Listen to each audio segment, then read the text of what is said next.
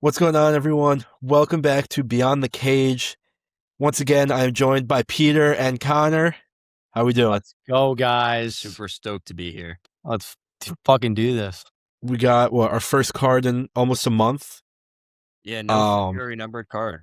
Yeah, I'm so excited for the main event. I can't wait. They're two of my favorite fighters. So UFC 326 does not look that bad. I don't think it no, looks not that at bad all. We have some decent fights. I think that if you really look into these fights, that they're all pretty interesting, and I think some of these are going to be some absolute dog fights. So I think they're a great card still. Even though if you don't know all the names, great card. Yeah. You want to just jump right into it with our first fight? Right into it. Let's start with Gregory Rodriguez and Bruno Ferreira. This is a rematch. They fought before. I think it was Ferreira's UFC debut. He knocked out Rodriguez in the first round, which was surprising because Rodriguez has a relatively good chin. So honestly, I think this fight might see some punches thrown, some fireworks. I think it'll be pretty good. I think it's going to be great. I mean, Gregory's very fucking powerful. He's athletic. He's got finishing ability. He's not a bad fighter by any means. I mean, I know Ferrer took it kind of in the first fight really well off. I just kind of killed him. But he's coming off good momentum, insane striker, great grappler. It's going to be tough, but I think Ferrer takes it again. I personally think he still got it.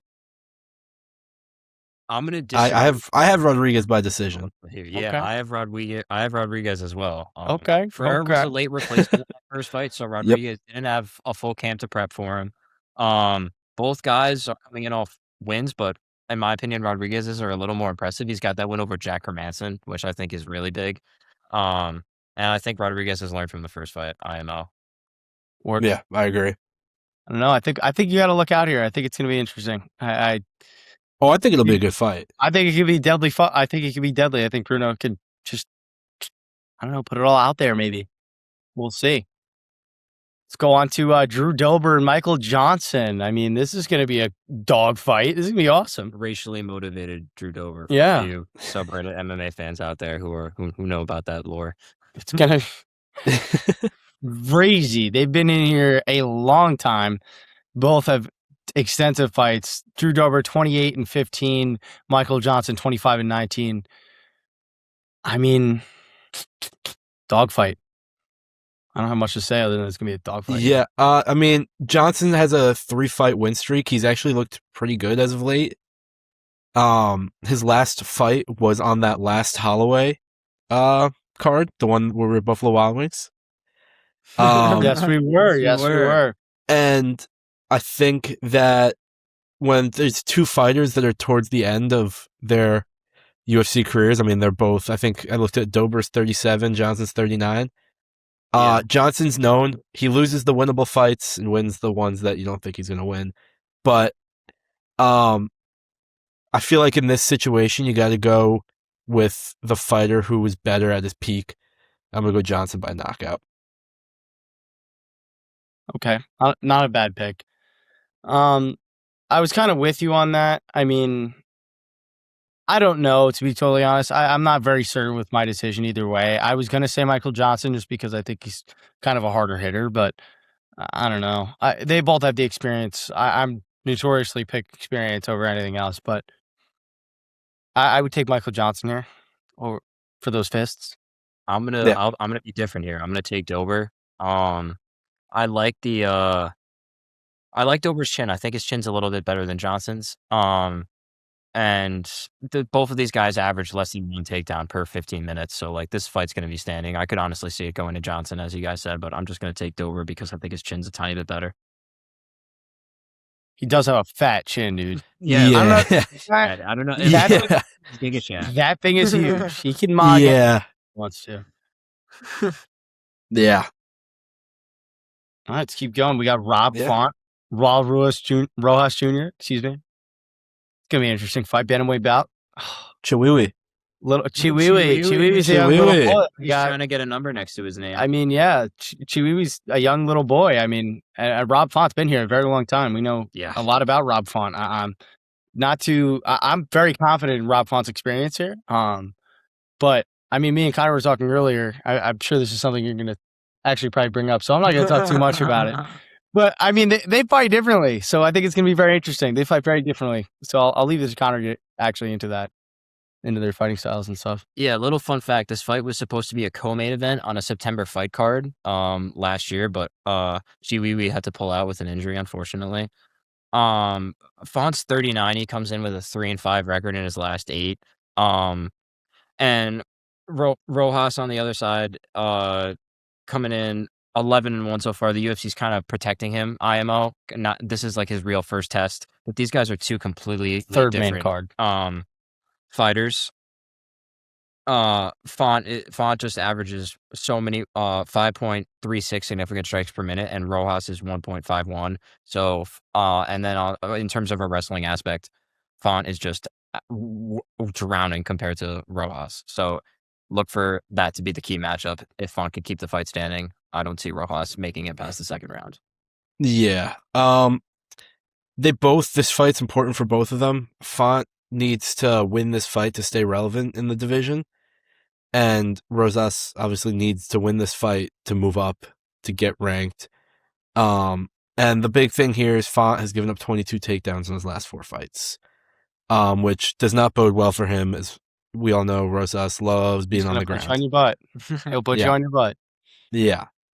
I'm going to go Rosas by decision, but I could see it being a submission as well. Personally, I'm going Rob Font here. I'm taking the experience on those hands, dude. I mean, I am a little worried that if he gets put on, I'm not saying that if Rob Font gets put on his butt, he could go to sleep instantly. I have no doubt. But I have a feeling that Rob Font is not going to mess around. I don't think he really wants to go anywhere. And I don't think he really wants to lose to fucking Rojas. I think he tries to stand as long as he can, throws as many fucking hammers as he can that Rojas' chin, hopes that they start cracking him, and as long as he stays standing, I think he wins this. Yeah, I could see it. I could see it too. It's viable. That's why I'm playing. I think a lot of these fights on this card are very close. I think all of them, honestly. That being said, I'm gonna agree with Christian here. I have Rojas by decision. I think he's just gonna control time. Is gonna be a crazy stat in this one. Yeah. Yeah. Good point. Yeah. I mean, it's probably what will happen, but let's hope. I have hope that it's going to be a dogfight. I hope Rob just starts throwing absolute hammers. So what? What's the co-main?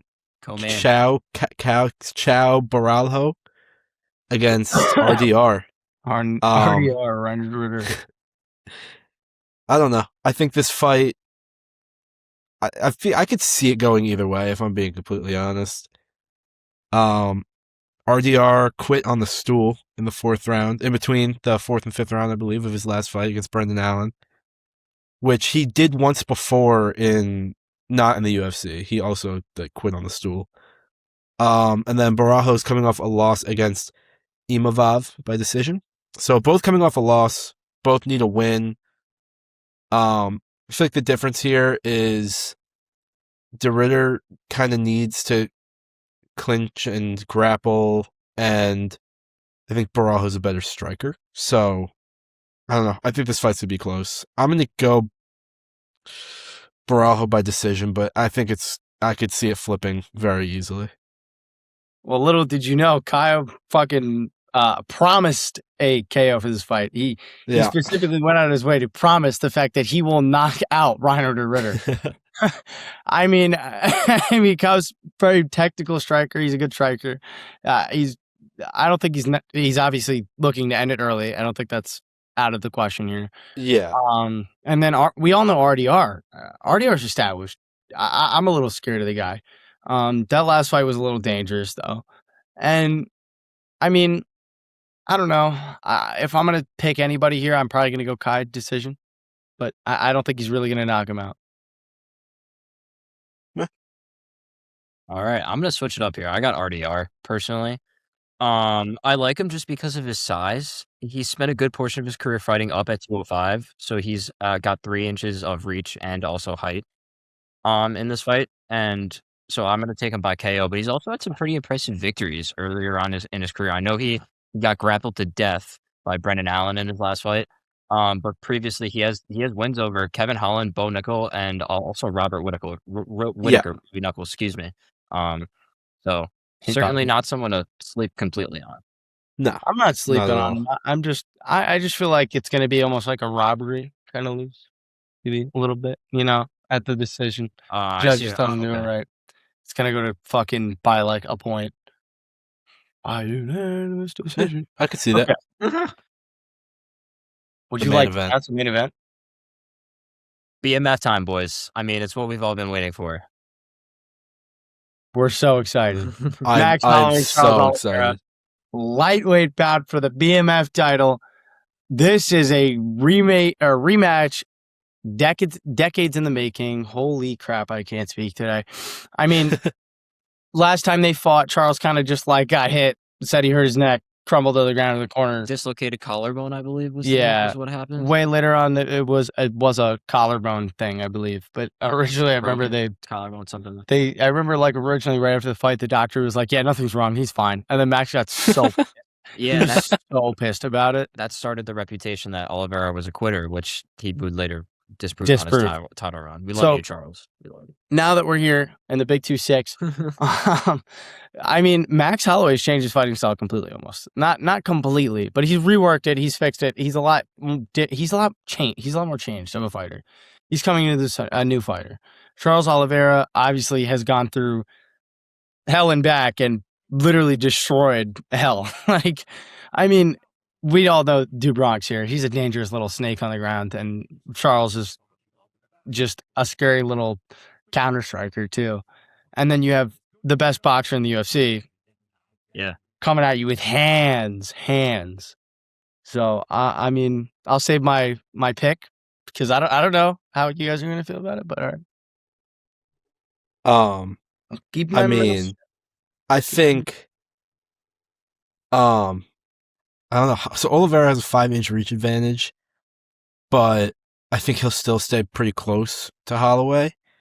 Holloway has only been KO'd once in his career, and I mean it's a BMF fight. It's gonna end in knockout. It has to.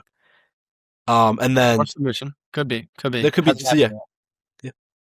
And then our guy Volk. BMF title by Dubronx. Volk.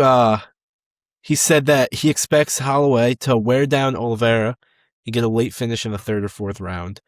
I think Oliveira is dangerous early, but if Holloway survives the first couple rounds, I feel like he'll take over, and Oliveira has shown that he can fade in the later rounds of championship fights. And if you're gonna fade, Holloway might be the worst person to fade against. Charles is a bad dude. I agree with that take completely, Christian. I think the only way that Charles wins is if it's the exact same fight as when he had his title defense against Justin Gaethje, where it was clearly like going into that fight, we knew that he was outmatched in the power game. We knew Justin Gaethje was a harder hitter. We know going into this fight that Holloway's the harder hitter. And Charles got dropped, but he was able to stay there, and his counter striking was able to actually prove relatively effective, and he ended up dropping Gaethje and then getting that submission. That's the only real path to victory that I see for Charles to maybe somehow beat Holloway. But I agree. I see Holloway winning later in the rounds and just slowly piecing up Charles over time. And then I pray to God that if Max points to the ground, that Charles does not engage, because he does not have the chin for that. He does not have the chin for that. Well, what I will add to that is, if anybody has seen Charles training recently, he has been deliberately practicing for that exact. What are we doing? Yeah, happened. He was doing that exactly. With the whole motion and everything. They weren't even messing around. It wasn't even just like they were stand bang. Yeah. Like running directly into oncoming traffic. Oh my God. You have a chance. Like, that's what it is. Yeah, but Charles gets one of those little slip and fuck. It's just the Ilya hook is just replaying in my head. Actually, yeah. I mean, I think we're all certain where this goes. I mean, look, a deep part in my heart is throbbing for Charles Dubrox Oliveira. I can't say it. I can't agree. I can't just do it. I can't. We know it's going to be Max. As much as my goat, I love Max Holloway. I do love Max. Don't get me wrong, but fuck, But fuck. Fuck, he gave Charles. Imagine they go to standing bang at the end and then Charles just slips one and throws like I would overhook. scream. Just it'd be the good biggest pop- night. It'd be the biggest pop of the night. It would be insane. Mhm. Some nights can't get a pop Fight out of of the me like year. Fight of the year. Facts. L.A. night. Yeah. Yeah. Yeah. Him driving the ambulance was funny. That was so funny. Oh my god, that was so funny. I wish I could say Charles by my love and affection, but it's Max by KO. I also have Max by KO. Yeah. I don't see it going any other way, if I'm being completely honest. Yeah. I mean, we'll see what happens. Past that, we got fight nights. Nothing crazy. Nothing. Yeah, there's nothing too April crazy. cards got announced. Adesanya Um, Pfeiffer. And I don't know 3 if you fight guys nights. have any thoughts on Pereira Chama getting stripped of the lightweight title. we're talking about that It's today. up for Prochazka and Ulberg now 327. next month, April 11th. But that pretty much means that Oh, wow. They already got some Pereira other is guys on the probably card. gonna too. fight. Yeah. Wow. The White House. I know. I'm looking at that too. Wow. Not a bad Not a bad card at all. Scroll all the way down. Like you're Not gonna be a watching bad the early card. watching the early prelims. Vicente Luque, Calvin Gaston was a great fight. For That's the a second great fight on that fight. card. Oh my god, that's a great fight. Swanson's Yeah, on it's just some. Paulo Paulo Costa. How's it Dominic Reyes, Johnny Walker. Johnny Walker, bro. That's so bad. He's gonna get killed. Oh yeah, Kevin Holland on that. too? Kevin Holland. Pitbull. Pitbull, Kevin Holland, Randy Brown. Blades, Yeah, we got some good Cameron fights. on Cameron this. fighting. Beneil, Beneil, Torres. and then we have Joshua Joshua Van getting his illegitimate title defense Yeah, that's all right. Let after him have it. Pantoja's injury. And then Prohaska. Ulberg. Carlos Ulberg. The Samurai. Samurai. The Samurai Yuri Prochazka. Another UFC fight night. And then just a couple fight nights, and then we'll Got some eventually things coming up. Yeah. We'll have Then we'll get a UFC 328. White House announcement. Sorry. Yeah. Jack Dominant Dana said it was going to be this week. Where is it, Dana? versus Where is Carlos Pradas. Interesting fight. Not bad. Brady Buckley.